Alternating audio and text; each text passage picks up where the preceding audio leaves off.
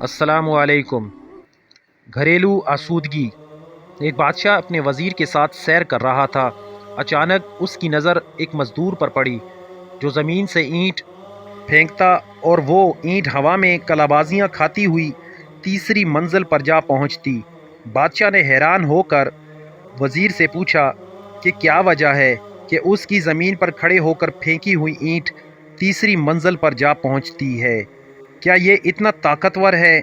وزیر نے بادشاہ سے عرض کیا کہ حضور، اس میں طاقت کے ساتھ ساتھ ایک اور عمل کار فرما ہے۔ اگر جان کی امان پاؤں تو عرض کروں؟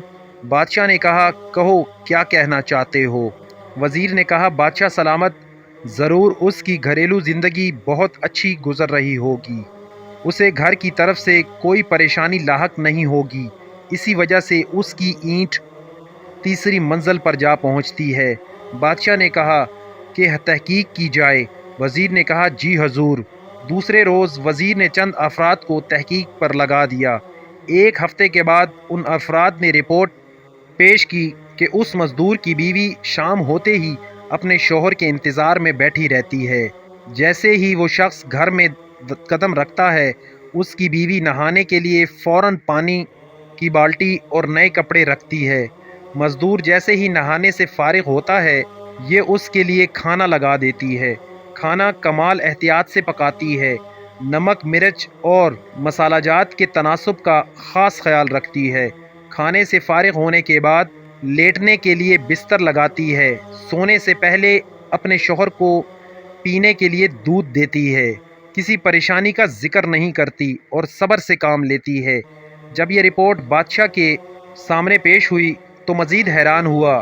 اس نے وزیر کو کہا کہ ان کے درمیان کچھ رنجش اور کچھ چپکلش پیدا کرو، پھر دیکھیں کیا نتیجہ نکلتا ہے۔ چنانچہ وزیر نے خاتون کی ملنے جلنے والی عورتوں کی مدد سے ایسا ہی کروا دیا۔ وزیر نے کسی طریقے سے اس کی بیوی کے کانوں میں بات ڈال دی کہ تمہارے شوہر کے غیر عورتوں سے ناجائز تعلقات ہیں۔ بس پھر کیا تھا، شام کو مزدور جوں ہی گھر پہنچا تو نہانے کے لیے پانی کی بالٹی تھی، نہ ہی کھانے کا انتظام ہے، نہ ہی سونے کے لیے بستر۔ اس نے بیوی سے وجہ پوچھی تو لڑنے مرنے کو تیار ہو گئی۔ مزدور نے بہت صفائی پیش کی، لیکن بیوی تھی کہ ماننے کو تیار ہی نہ ہوئی۔ چند دن یہ قصہ یوں ہی چلتا رہا۔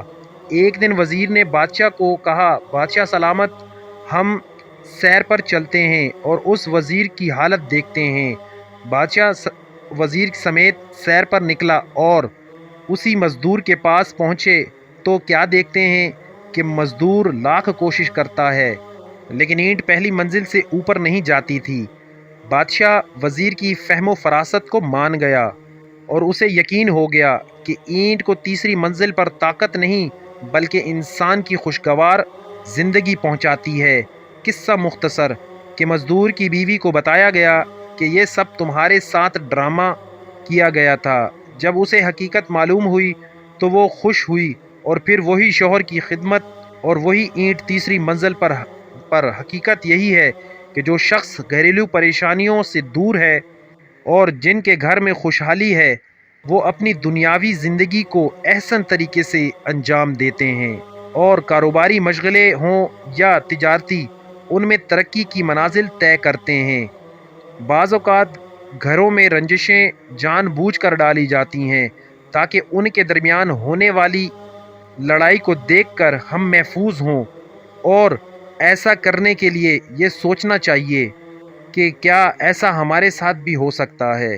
حدیث مبارکہ، خوشخبریاں دو، نفرتیں نہ پھیلاؤ، آسانیاں پیدا کرو، مشکلات پیدا نہ کرو۔